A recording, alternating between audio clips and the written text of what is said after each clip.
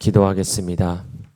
사랑의 주님, 오늘도 우리에게 새로운 하루를 허락하시고 주님께 나와 이렇게 예배할 수 있게 하심을 감사드립니다. 하루하루 살아가는 것이 당연한 것이 아니라 하나님의 은혜임을 고백합니다. 무더웠던 지난 여름이 지나고 이제 시원한 가을 날씨를 허락하여 주심을 또한 감사합니다.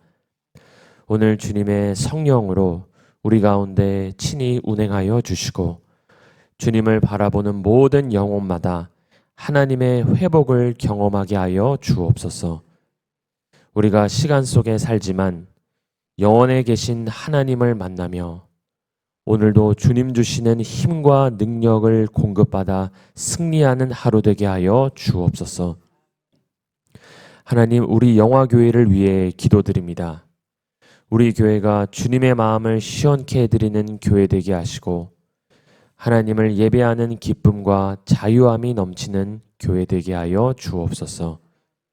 매 주일 예배와 주중 성경 공부와 모든 모임 가운데 성령님 기름 부어 주시고 우리 영화 공동체가 주님께 받은 생명을 만나는 모든 사람들에게 흘러보내는 축복의 통로가 되게 하여 주옵소서. 아울러 영화교회를 구성하는 가족 구성원분들의 신앙이 우리 자녀와 손주들에게도 이어져 믿음의 유산을 상속하는 귀한 교회 되게 하여 주옵소서. 새롭게 지어지는 성전을 주님께 올려드립니다. 그동안 모든 건축 공정 가운데 함께 하심을 감사드리며 앞으로 남은 모든 내부 공사도 뒷심을 발휘하여 끝까지 잘 마무리될 수 있도록 주님께서 친히 주관하여 주옵소서. 보이지 않는 작은 부분까지도 견고히 세워져 든든한 예배당으로 완성되게 하여 주옵소서.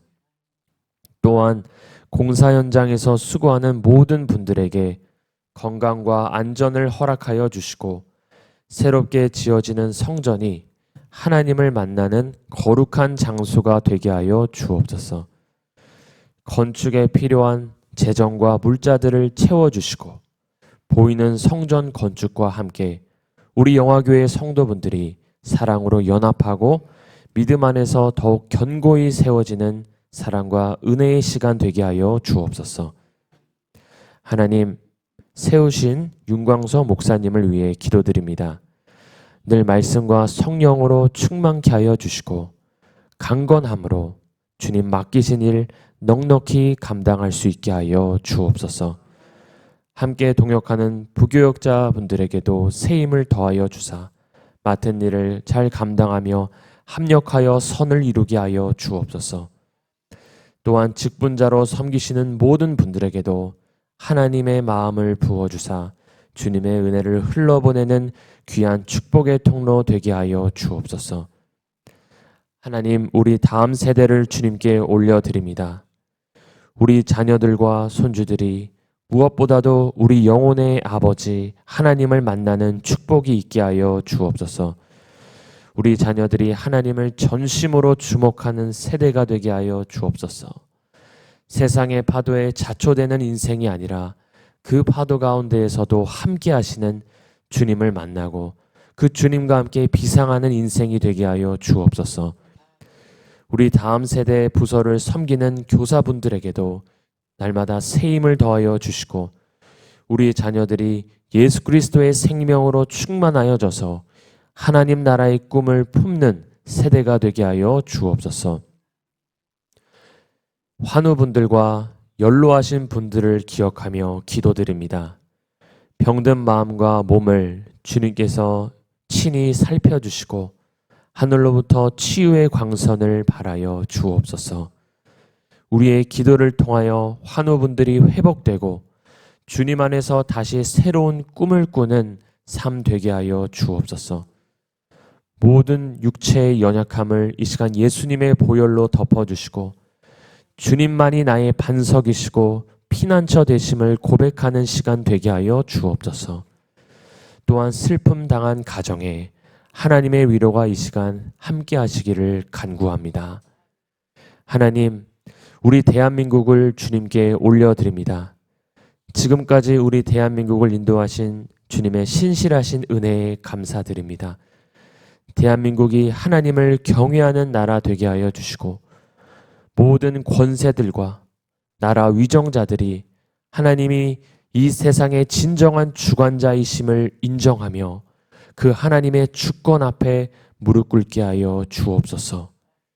또한 한반도 가운데 새 일을 행하사 하나님의 주권이 한반도에 선포되고 오랜 분단의 상처가 치유되고 극복되는 회복의 역사가 있게 하여 주옵소서. 주님, 우리 대한민국을 사용하여 주사 이 대한민국이 동아시아와 열방을 향한 복음의 통로가 되게 하여 주옵소서. 사랑하는 주님, 오늘도 주님을 사모하며 이 자리에 나왔습니다. 이 시간 주님을 만나기를 원합니다. 우리가 생각하는 주님이 아니라 정말 우리를 만나주시기 위해 이 자리에 와 계시는 그 주님을 새롭게 만나기를 원합니다. 우리 모두가 말씀과 성령으로 충만해지는 시간 되게 하여 주옵소서. 감사드리며 이 모든 말씀 예수 그리스도의 이름으로 기도드립니다. 아멘. 오늘 말씀 로마서 13장 1절에서 7절까지의 말씀을 함께 보도록 하겠습니다. 로마서 13장 1절에서 7절까지 말씀을 한 목소리로 읽도록 하겠습니다. 각 사람은 위에 있는 권세들에게 복종하라. 권세는 하나님으로부터 나지 않음이 없나니 모든 권세는 다 하나님께서 정하신 바라. 그러므로 권세를 거스르는 자는 하나님의 명을 거스름이니 거스르는 자들은 심판을 자취하리라. 다스리는 자들은 선한 일에 대하여 두려움이 되지 않고 악한 일에 대하여 되나니 내가 권세를 두려워하지 아니하려느냐. 선을 행하라. 그리하면 그에게 칭찬을 받으리라. 그는 하나님의 사역자가 되어 내게 선을 베푸는 자니라. 그러나 내가 악을 행하거든 두려워하라. 그가 공연히 칼을 가지지 아니하였으니 곧 하나님의 사역자가 되어 악을 행하는 자에게 진노하심을 따라 보응하는 자니라. 그러므로 복종하지 아니할 수 없으니 진노 때문에 할 것이 아니라 양심을 따라 할 것이라. 너희가 조세를 바치는 것도 이로 말미암음이라. 그들이 하나님의 일꾼이 되어 바로 이 일에 항상 힘쓰느니라. 모든 자에게 줄 것을 주되 조세를 받을 자에게 조세를 바치고 관세를 받을 자에게 관세를 바치고 두려워할 자를 두려워하며 존경할 자를 존경하라. 아멘. 오늘 본문은 모든 권세의 근원이 하나님이심을 선포합니다. 오늘 말씀에서 위에 있는 권세들은 국가 통치자들을 가리킵니다. 바울이 살던 시기 위에 있는 권세는 바로 로마였습니다. 바울은 유대인이었고 유대 종파 가운데서는 바리새파였고 동시에 로마 시민권자로 자신이 속한 그 로마 제국에 대한 존중을 표현합니다. 바울이 쓴 또 다른 편지인 디도서에서도 바울은 통치자들과 권세 잡은 자들에게 복종하라고 권면합니다. 잠언 기자도 잠언 8장 15절 말씀에서 하나님으로 말미암아 왕들이 치리하며 방백들이 공의를 세운다고 말씀합니다. 이 로마서가 기록된 시기는 주후 57년 또는 58년으로 보고 있습니다. 당시 로마 제국은 전역에 걸쳐 황제를 신으로 섬기는 황제 숭배 사상이 진행되고 있었지만 아직은 기독교를 향한 대대적인 박해가 일어나기 전의 상황입니다. 그러나 로마서를 기록하고 10년이 지난 뒤에 네로 황제의 본격적인 기독교 박해가 시작되고 그때 바울과 베드로가 순교하게 됩니다.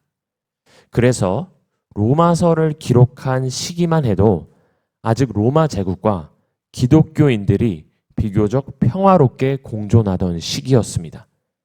이러한 당시 사회적 상황 속에서 바울은 로마 제국의 질서를 존중하라는 기본 원칙을 제시합니다. 그들에게 세금의 의무를 다하고 로마와의 지혜로운 공존을 이야기하고 있는 것입니다. 예수님께서도 가이사의 것은 가이사에게, 하나님의 것은 하나님에게 바치라는 기본 원칙을 제시하십니다. 그러나 같은 신약 성경에서도 요한계시록을 보시면 기독교를 대대적으로 핍박한 로마는 바벨론의 음녀 또는 짐승으로 비유됩니다. 요한계시록에서는 로마가 복종의 대상이 아닌 심판과 멸망의 대상이 되어버립니다. 요한이 기록한 요한계시록의 시기는 이미 로마에 대대적인 기독교 박해가 일어나고 있었던 때이기 때문입니다.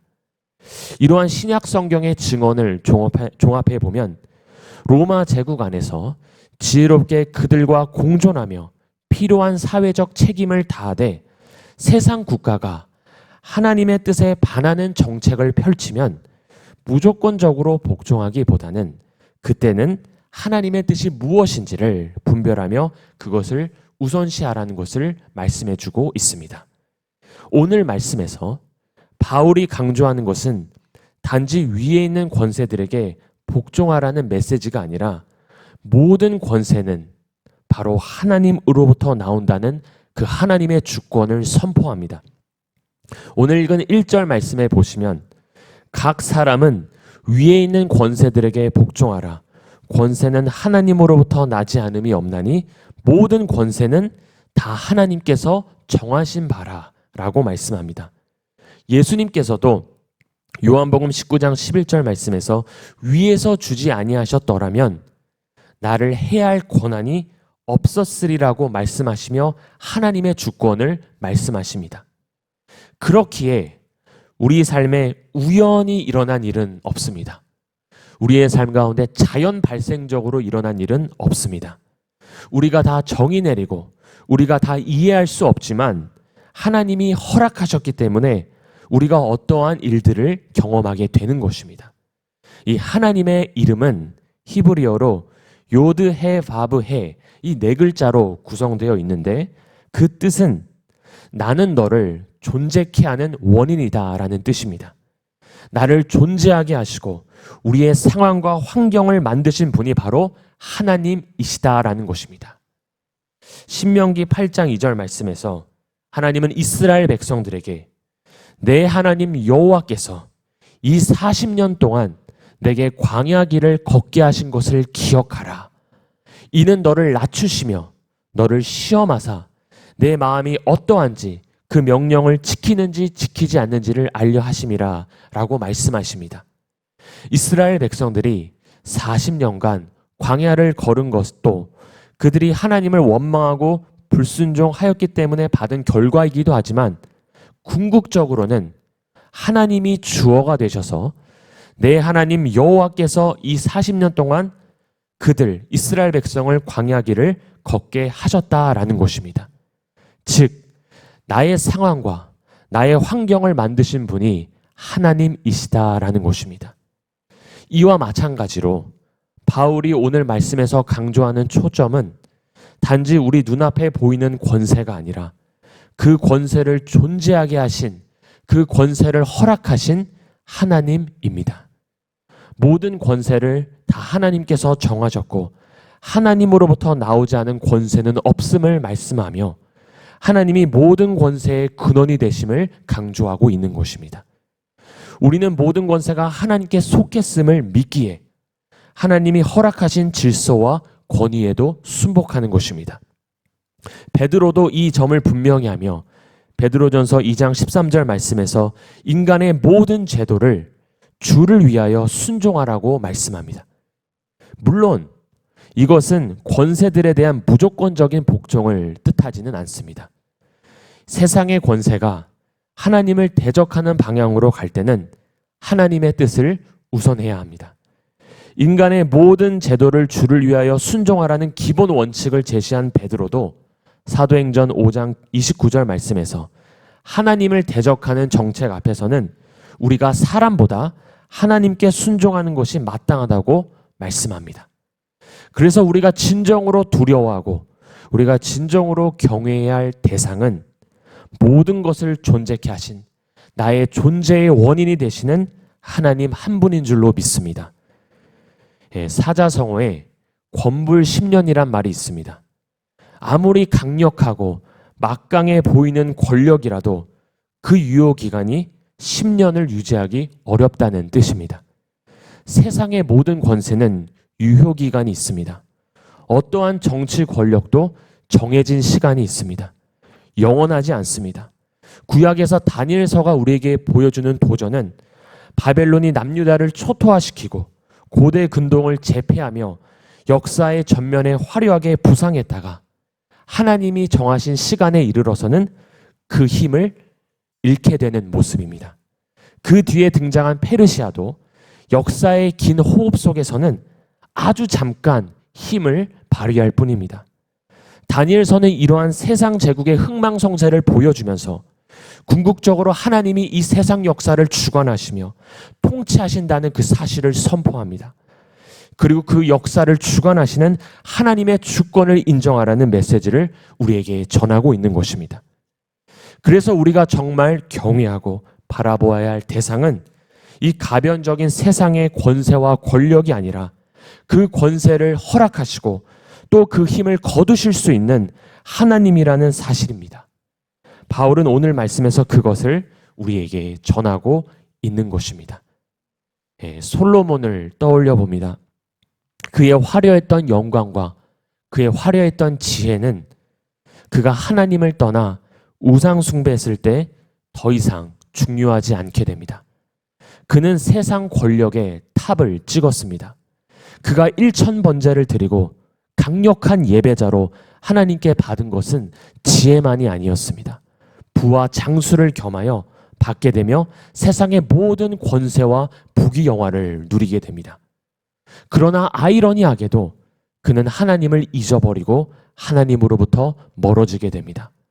겉으로 보기에 먹음직스럽고 보암직한 모든 것을 얻었지만 그는 오히려 하나님으로부터 멀어지게 됩니다. 그 결과 솔로몬은 하나님을 잊고 이방신을 섬기게 됩니다. 솔로몬은 십계명의 첫 계명인 하나님 외에 다른 신을 두지 말라는 계명을 어기게 됩니다. 우리의 초점은 어디에 있습니까? 세상에 보이는 화려함과 권세에 있습니까? 아니면 그 권세를 허락하시고 존재하게 하신 하나님께 우리 영혼의 시선을 두고 있습니까? 모든 것을 만드시고 나의 상황과 환경을 만드신 창조주 하나님과 우리의 관계보다 더 중요한 것은 없습니다. 창조주 하나님과 우리와의 관계는 세상에서 지금 일어나는 기후변화와 주식시장과 정치적, 경제적 요동과 어떠한 과학적 성과보다도 더 중요한 것입니다. 그래서 우리는 하나님께만 속해야 합니다. 세상 역사를 주관하시고 모든 권세를 존재케 하신 그 하나님의 주권을 인정하며 그분과의 관계 안으로 들어가야 되는 것입니다. 하나님은 우리 한 사람 한 사람을 그분의 자녀로 삼으셨습니다. 우리는 하나님과의 관계 안으로 들어가 그분의 자녀답게 살도록 부름받았습니다. 성경에서 자녀됨이란 아버지의 능력과 권위와 약속을 유업으로 이어받은 상속자를 뜻합니다. 요한복음 1장 12절 말씀에서 영접하는 자, 그 이름을 믿는 자들에게는 하나님의 자녀가 되는 권세를 주셨으니, 하나님의 자녀된 것으로 끝난 것이 아니라 자녀된 자에게는 권세를 주신다는 것입니다. 이 권세는 능력과 권위를 뜻합니다. 권세는 세상 위정자들에게만 준 것이 아니라 자녀된 우리 모두에게 주신 하나님의 특권인 것입니다. 하나님은 우리가 그 자녀됨의 권위와 능력을 사용하면서 그 능력과 권위 아래 걷는 삶을 살기를 원하십니다.